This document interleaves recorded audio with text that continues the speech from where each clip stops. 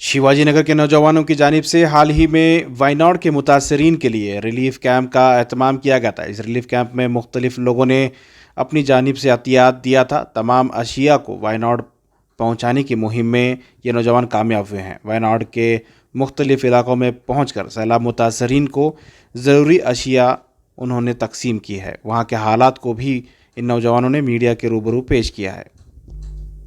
देखिए कि जैसा आप लोग जानते हैं, हम लोग कल वहां पे सुबह सुबह 11 बजे तक पहुंच पाए, क्योंकि वहां भी बारिश होने की वजह से रास्ते बहुत टेरेन रास्ता है, ऊपर पहाड़ी इलाका है। वहां तक पहुंचते पहुंचते हम लोगों को 10:30 बजे पहुंच पाए उधर। वहां जाने के बाद जो है वहां के तंजीमें ऐसे हैं, वहां पे जो काम करते हैं, जो लोग वहां पे छोटे छोटे अपने छोटे जैसे मदरसे वाले या दूसरे ग्रुप वगैरह उधर ऑफिस हेल्प सेंटर्स खोल के रखे हैं। उन्होंने ये बोला कि आप इधर लाकर आप मुझे दे दीजिए बोल के उधर अप्रोच करे हमारे को। जो हम लोगों ने तय किया था, जैसा तय करा था, वहां पे हमने एक अच्छी सी तंजीम से जिसे हमारा राब्ता था, वहां उनका नाम याहिया साहब है, वो एक डिस्ट्रिक्ट सेक्रेटरी है वहां के। तो उनसे हमारा राब्ता होने के बाद में हम उनकी जगह पे पहुंचे। वहां पे जो हमारा जो मटेरियल लेके गए थे, क्योंकि वो वहां मटेरियल में ऐसा था, तो जो नीडी चीजें थी, जैसा उनका एक्सपेक्टेशन था, अल्हम्दुलिल्लाह यहाँ की शिवाजी नगर की हमारी एरिया वाले और तमाम जितने भी डोनर्स जो डोनेट किए थे, वो अल्हम्दुलिल्लाह सुम्मा अल्हम्दुलिल्लाह सब चीजें काम आई। एक भी ऐसा सी चीज हम वहां से वापस लेने के लिए लेके आए, जैसे पुराने कपड़े बोल के जो भरे हैं वहां पे एक्सेप्ट नहीं कर रहे हैं, वही पुराने कपड़ों को छोड़ के हमने वो सब कुछ पहुंचाए थे उधर। क्या क्या चीजें थी जो पहुंचाया? जैसे चावल हो गया था, केरला का पोन्नी राइस आता है, यहाँ जो हम लोग खाते हैं वो चावल अलग है। केरला वाले पोन्नी राइस खाते हैं, बॉइल्ड राइस बोलते हैं उसको। वो बॉइल्ड राइस जो है 26 केजी की बैग आती है, वो बैग थी। आटा था, शक्कर था, पामलिन तेल है था, अल्लाह सलामत रखो, मेडिसिन था, बच्चों के नैपकिन्स थे, बहुत कुछ दवाइयां थे। ऐसे मेरे अल्लाह के बंदे शिवाजी नगर के मेडिकल स्टोर वाले थे, जो बहुत से दवाइयां मेडिसिन थे, हमारी उम्मीद से ज्यादा लाकर हमको मेडिसिन वगैरह पहुंचाए। गैस की गोलियां, सर्दी सिरप्स, ये सब मटेरियल बहुत लाकर दिए हमको, हमने सब चीजें उनको पहुंचाई।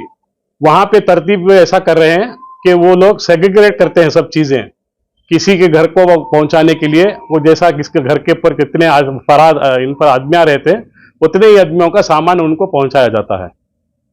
वायनाड में किस इलाके में आप गए और वहाँ के हालात क्या? जैसे हम पहुंचते हैं, मेपाड़ी बोल के एरिया आता है वायनाड में, मेपाड़ी एरिया के लिए हम गए थे। वहां पे चूरापाಳ್यम बोल के और ये मंडकाई बोल के दो एरिया बैडली अफेक्टेड एरिया है। यहाँ पे हमारे जैसा बहुत सारे समझिए 85% हमारे आदमी लोग हैं, बाकी के 10% दूसरे कौम के हैं, और 2-3% जो है जो काफी प्लांटेशन में काम करते हैं, ट्राइबल वाले हैं, और 2% जो है और माइनॉरिटी कौम के हमारे इसे क्रिश्चियन भाई लोग हैं। तो क्या है हालात? हालात देखिए, गवर्नमेंट शायद इसलिए वहां पे नहीं बता रही है। और मैंने अभी आज एक जैसा वीडियो देखा, एक यूट्यूबर है कोई मैसूर अफसरी क्या की नाम है उनका, उन्होंने एक बड़ा सा अच्छा वीडियो दिया है कि कह रहे हैं कि यहाँ पे कोई जरूरत नहीं है। ये जरूरत नहीं है मतलब इनका ख्याल, मुझे नहीं पता ये कहां से ये इनको मालूम हो गया कि जरूरत नहीं है बोल के। मैं बताता चलूं आपसे, इधर से देखिए, जैसा हम लोग गए थे वहां से 20 किलोमीटर दूर वो अफेक्टेड एरियाज था। ये टोटली जो अफेक्टेड एरिया है, सिवाय उधर के जो रजिस्टर्ड वॉलंटियर्स और एसडीआरएफ, एनडीआरएफ, आर्मी वाले, पुलिस वाले, फॉरेस्ट रेंजर्स, और ये पागल है क्या राहुल गांधी, जो वहां पे 4 दिन में एक बार दोबारा से विजिट करता है, और पार्लियामेंट के अंदर आज भी उसने सवाल उठाया कि नेशनल डिजास्टर डिक्लेयर करो बोल के बोलता है। एक पॉलिटिकल पार्टी जो पार्टी बोलती है कि ऐसा करो, मतलब हालात तो कुछ तो खराब है ना। मकसद मेरा बोलने का मतलब है, ये आदमी वो आदमी नहीं है, कोई पार्टी नहीं बता रहा हूं, जो फैक्ट पार्लियामेंट में चलता, सच्ची बात चलती है, वहां पे लॉज बनते हैं। लॉज बनने की जगह वो आदमी अपील कर रहा है डिजास्टर के, नेशनल डिजास्टर अनाउंस करने के लिए। आप लोगों को मैं सब बता रहा हूं, जैसा समझिए आप, जैसा मेरे घर में 5 अफराद है, 2 अफराद का इंतकाल हो गया, तो उसके घर में हालात क्या होंगे? अगर उसके घर में बच्चे छोटे बच्चे हैं तो उन लोगों का जिंदगी कैसे चलेगा? कौन उनको खाना राशन ला कर देगा? क्या गवर्नमेंट में रजिस्टर्ड वोटर्स जो रहती है वो सेंसस होके कितने साल हो गया अल्लाह आलम, मुझे नहीं पता। 2020 में, 2018 में भी ऐसा वाकया हुआ था। 2020 का सेंसस बोल के बता के न्यूज़पेपरों में ऑनलाइन दिखता है, लेकिन एक्चुअल जो है 2014 में लास्ट हुआ था सेंसस। सेंसस के बाद में तो सेंसस ही नहीं हुआ है। आदमी की तादाद कितनी हुई है? कोई 18 साल का, मतलब 10 साल का बच्चा 18-20 का हो गया होगा आज के दौर में। अब वो बच्चों की काउंट है नहीं है, पता नहीं। अभी जितने पैदा हुए बच्चे वो भी बहकर चले गए हैं पानी में। उनके लिए खाने के पानी के लिए चीजें कुछ भी नहीं है। हमारे से कुछ अल्लाह ने काम लिया, मुझे बहुत अच्छा लगा वहां पे पहुंचने के बाद में। और मैं देखा उधर हालात, देखने के बाद मैंने बोला कि मैं कोई वीडियो जो भी है, हम लोग आए बोल के नहीं, बोल के हमने कुछ भी वीडियो सीरियस बनाने का सोचा भी नहीं। हमारे पास वक्त भी नहीं था, वरना आप लोगों को मैं प्रूफ भी देता इसका। सर, अभी जो आपने ग्राउंड लेवल देखा है जी वहाँ पर क्या जरूरत है? क्योंकि अभी और 4-5 कैंप जो है बेंगलोर में लगाए गए हैं, जी। तो उन लोगों के लिए क्या जो है जरूरतमंद चीजें हैं जो जा सके के वहाँ जा सकते हैं? देखो, अव्वल तो अगर सब जो काम जैसे हमें अल्लाह ने हिदायत दी, उन लोगों को भी अल्लाह ने हिदायत दिया होगा। उनकी नीयत भी काम करने की है और पहुंचाने की है। मैं कह रहा हूं, मेरे दोस्त लोग जो भी मेरे भाई लोग कर रहे हैं दोस्त ये कैंप, उसमें जो है जरूरतमंद चीजें, जैसे हमने तेल आटा जो शुरुआत की थी, ये तो भैया ये सिर्फ रिलीफ कैंप है। ये रिलीफ मटेरियल है। ये जो चीजें तुम इतने बताओ, एक दावत में 4000 आदमी की दावत में कितने मूठे जम जाते हैं चावल, कितने मूठे आटे की रोटियां बनाने के लिए जम जाता है, कितना तेल के डब्बे जम जाते हैं। एक शादी होती है तो कोई भी नाम शादी में देखो 25 लाख 30 लाख बोलते हैं। अब ये जो हमने किया है वो पीनट्स है, ये फलियों के जैसा है। ये कुछ भी नहीं है, हमने कुछ भी नहीं करा है। ये देखकर अगर आदमियों का ख्याल ये होता है कि हमने बहुत कर दिया है, कहीं पे बॉटलों की ढगार जमा कर संत जोसेफ का जो भी कॉलेज का नाम बता रहे हैं आदमी लोग और बोल रहे हैं कि मटेरियल बहुत आ गया, तो ये गलत बात है। वहां पे जरूरत ऐसी है, मैं बता रहा हूं, ये रिलीफ कैंप है बस। अभी रिहैबिलिटेशन सालों लग जाएंगे। उनके जमीन बर्बाद हो चुकी है, उनके जरिया पूरा बर्बाद हो चुका है। कोई करोड़पति केरला वाला करोड़पति सऊदी रिटर्न, ऐसी बहुत सी अफवाहें फैला रहे हैं।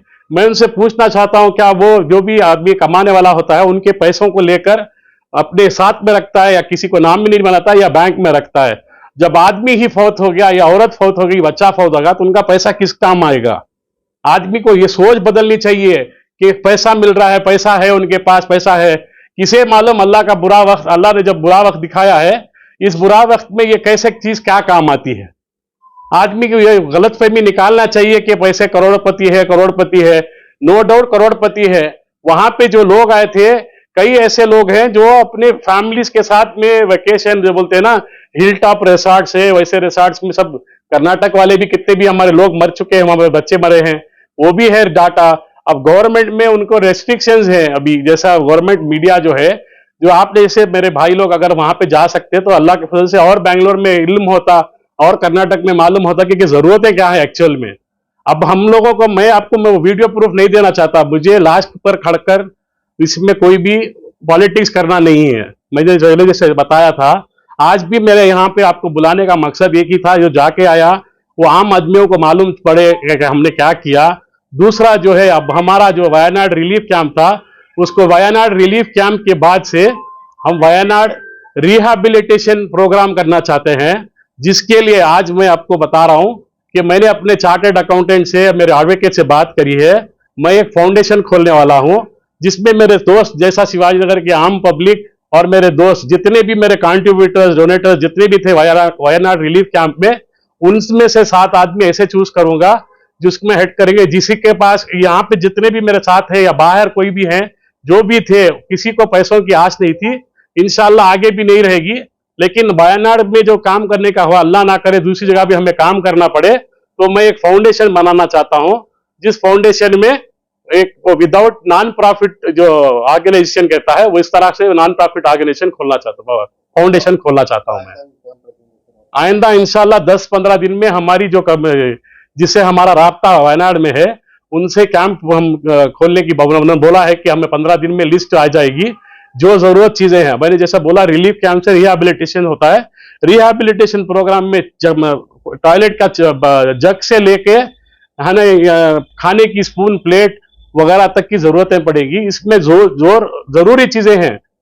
लैविश लाइफ नहीं चाहिए उनको, एसी या कुछ टीवी ऐसा वैसा कुछ भी नहीं चाहिए। सिर्फ चाहिए जो जरूरत है, जरूरत की चीजें, जो 5 आदमी लोग को खाना खाने के लिए, जैसा प्लेट हो गया आपको, बर्तन हो गया, गैस स्टोव है। अब जैसा कि हमारे फैमिलीज में हमने डिस्कस किया तो उन्होंने बोला कि वेलूर में एक स्टोव मिलता है जो मल्टी ऑपरेटेड स्टोव है। वो स्टोव जो है गैस से प्लस लकड़ियों से जलाने से और इलेक्ट्रिक शायद कुछ ऑप्शन है उसके अंदर, ब्लोवर आता है, तो ये 3 चीजों से भी चलता है। 30 केजी का चावल तक पकेगा। तो मैं उन वेलूर वालों से इंशाल्लाह राब्ता करूंगा, वहां से बल्क में स्टोव लूंगा। अब जैसा जैसा नॉर्थ साइड में हमारे को कुकर मिलते हैं, कुकर लेने की कोशिश करूंगा। ये तवा जो बोलते हैं ना स्टील के, यहाँ लोहे के व्यापारियां हमारे बहुत लोग आदमी लोग इस कारोबार में है, उन सबसे अब भी मैं मेरे दोस्तों से भी यही रिक्वेस्ट करूंगा, और मेरे साथ में जितने भी काम करने के लिए तैयार हैं उन सबको मैं दावत देता हूं इस फाउंडेशन में मेरे साथ जुड़े और रिलीफ से रिहैबिलिटेशन में जाएं। इंशाल्लाह हमें इसमें अल्लाह की तरफ से बहुत बड़ी मदद मिलेगी। मेरा कोई इसमें पॉलिटिकल एजेंडा, फिर से बता रहा हूं, एजेंडा नहीं है। मैं ना एस्पिरेंट काउंसलर का हूं, ना मैं एमएलए के साथ में का कुछ भी एस्पिरेंट हो, डायरेक्टर का या कोई भी ऑर्गेनाइजेशन का मुझे कोई भी पोस्ट नहीं चाहिए। अल्लाह के फजल से मेरे वालिदैन ने जो छोड़ रखा है, अल्हम्दुलिल्लाह मेरे जो नस्लें जो है मेरी आने वाली, वो वेरी वेल प्रोटेक्टेड और मैं बोलूंगा ब्लेस्ड है। मेरे बच्चे एजुकेशन में बहुत अच्छे आगे में हैं। उन लोगों की तरफ से मुझे टेंशन नहीं है। मैं चाहता हूं कि हर मेरे कौम के आदमी की मैं मदद कर सकूं। जो भी होगा फाउंडेशन के क्रिएशन में, मैं किसी से पैसा नहीं लूंगा, मैं खुद ही से मेरा फाउंडेशन तैयार करूंगा। आखिर में यहाँ से जो मटेरियल्स या अलग अलग कैंप्स हो रहे हैं, वो लोग कैसे जाएं, कहाँ जाएं, उनके लिए आप क्या कहना चाहते हैं? मैं उनसे ये रिक्वेस्ट करूंगा मेरे दोस्तों से कि यहीं पे हमें जाकर जो है, एक साथ में 4 गाड़ियां लेके गए थे।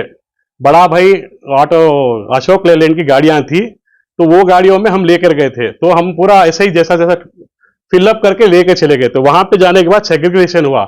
आटा अलग करेंगे, चावल अलग करेंगे, तेल अलग करेंगे, दवाइयां अलग करेंगे, बिस्किट्स अलग करेंगे, सब कुछ अलग करके वहां पे 400 के 500 वॉलंटियर्स हैं जो ये काम करते हैं।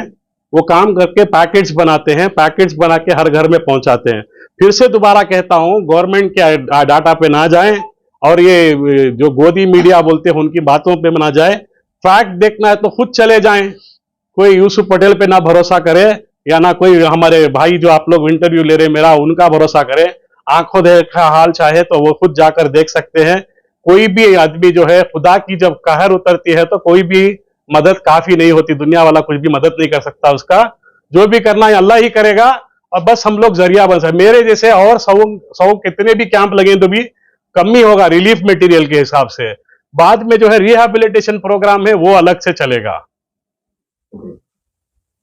अंत में ये तो यहाँ पर जैसा कि आपने बताया कि 4 ट्रक्स जी दिए गए, जी काफी मदद आपको यहाँ पर हासिल हुई। जी जी इस सिलसिले में आप क्या कहना चाहते मैं तो अल्हम्दुलिल्लाह आपसे बोल रहा हूं मैं कि जितने भी मेरे दोस्त मेरी मदद करे।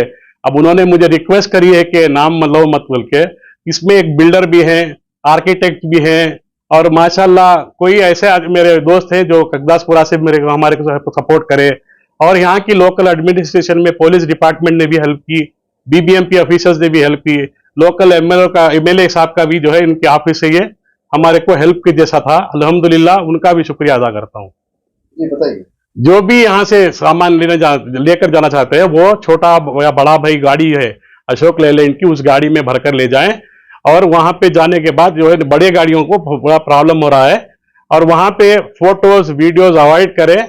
और क्योंकि वहां पे लोकल केरला पुलिस एक्ट जो है लागू है, वहां पे कोई भी जर्नलिस्ट हो, कोई भी आदमी हो, आम आदमी वहां तक पहुंच ही नहीं सकता।